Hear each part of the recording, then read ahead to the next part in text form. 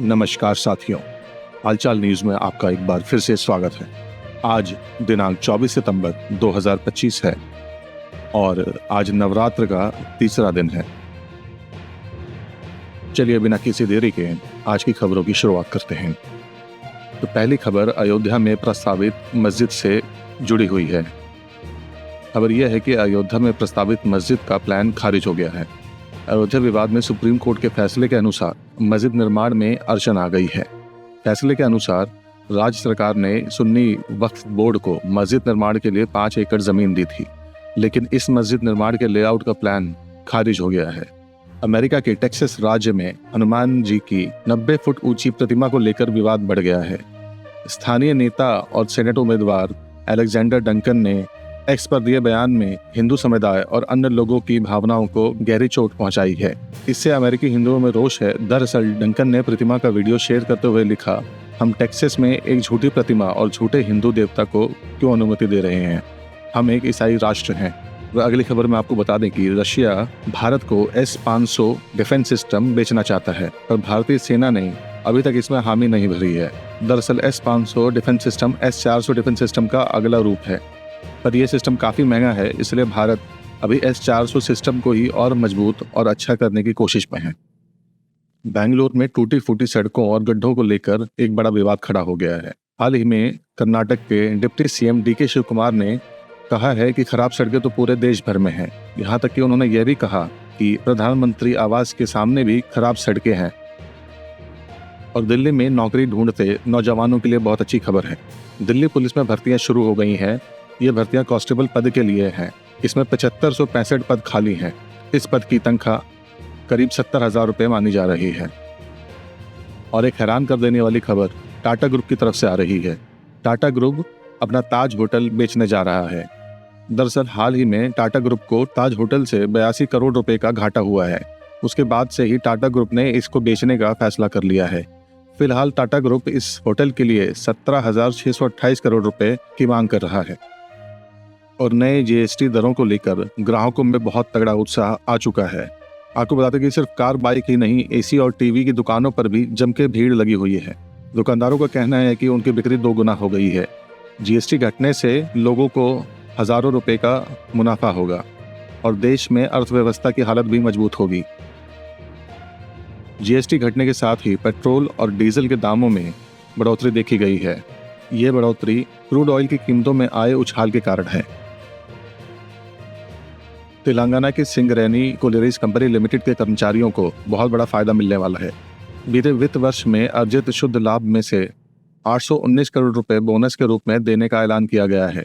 राज्य के मुख्यमंत्री रेवंत रेड्डी और उप मुख्यमंत्री विक्रमार्क मल्लू ने कहा कि SCCL ने पिछले वित्त वर्ष में 6,394 करोड़ रुपए का शुद्ध लाभ कमाया, जिसमें से 4,034 करोड़ रुपए नई परियोजनाओं के लिए आवंटित किए गए हैं। इस ऐलान के बाद हर कर्मचारी को करीब 2 लाख रुपए मिलेंगे। और अगली खबर EPFO से जुड़ी हुई है। EPFO के सदस्यों के लिए एक बहुत ही अच्छी खबर आने वाली है। सरकार आने वाले 1 साल के अंदर EPFO के विड्रॉल नियमों में सुधार करके पैसे निकालना आसान करने जा रही है। इससे EPFO के सदस्यों को बहुत ज़्यादा सुविधा हो जाएगी। आज 23 महीने बाद आजम खान जेल से बाहर आए। समाजवादी पार्टी के वरिष्ठ नेता आजम खान जेल से रिहा हो गए हैं। करीब 23 महीने बाद आजम खान जेल से बाहर आए हैं। आजम खान सफ़ेद रंग की गाड़ी में जेल से बाहर निकले। उनके बाहर निकलते ही मीडिया कर्मियों ने उन्हें घेर लिया और सवाल पूछने लगे। हालांकि उन्होंने किसी भी सवाल का जवाब नहीं दिया और मुस्कुराते हुए चले गए। और दिल्ली के लोगों की दिवाली इस बार बड़ी अच्छी होने वाली है। दिल्ली सरकार ने फैसला किया है कि दिल्ली जल बोर्ड के बढ़े हुए पानी के बिलों पर विलंब शुल्क माफ करेगी।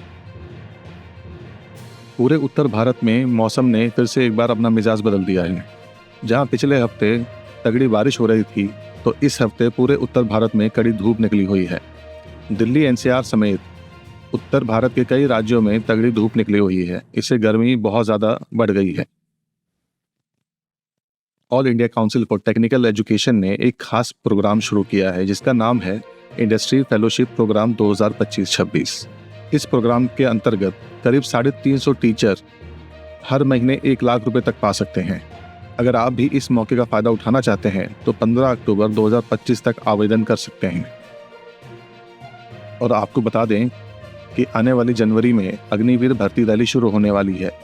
रैली में उत्तीर्ण युवा ही भाग ले सकेंगे। भर्ती कार्यालय द्वारा एकलव्य स्टेडियम सहित अन्य को चिन्हित किया गया है, लेकिन मेट्रो कार के चलते अभी स्थल को फाइनल नहीं किया गया है। रैली में शामिल होने वाले 55,000 युवाओं पर सीसीटीवी कैमरों और ड्रोन से नजर रखी जाएगी। और अगली खबर आपको अचंभित कर देगी। ब्राजील हर हफ्ते 10 करोड़ मच्छर बनाने की तैयारी कर रहा है। ब्राजील इन मच्छरों को अच्छे मच्छर बोल रहा है।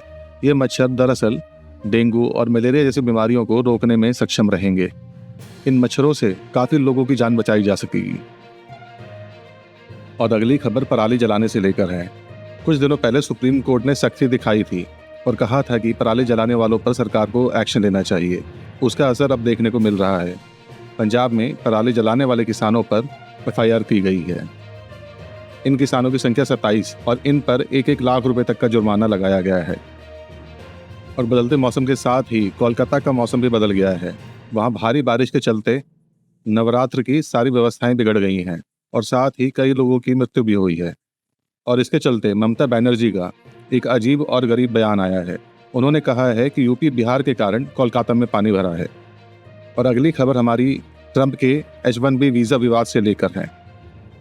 ट्रंप के द्वारा H-1B वीज़ा पर नई फीस लगाने के कुछ दिन बाद से ही रुपया अब डॉलर के मुकाबले काफ़ी नीचे गिर गया है। और अगली खबर हमारी उत्तर प्रदेश से है। योगी सरकार ने खलबली मचा दी है। योगी सरकार का बयान आया है कि गलत तरीके से अनुकंपा पर नौकरी पाने वाले शिक्षकों पर एक्शन लिया जाएगा। आने वाली दिवाली और छठ अवसर पर भारतीय रेल ने 12,000 स्पेशल ट्रेन चलाने का फैसला किया है। इन ट्रेनों से हर साल होने वाली भीड़ को संभालने में काफ़ी राहत मिलेगी।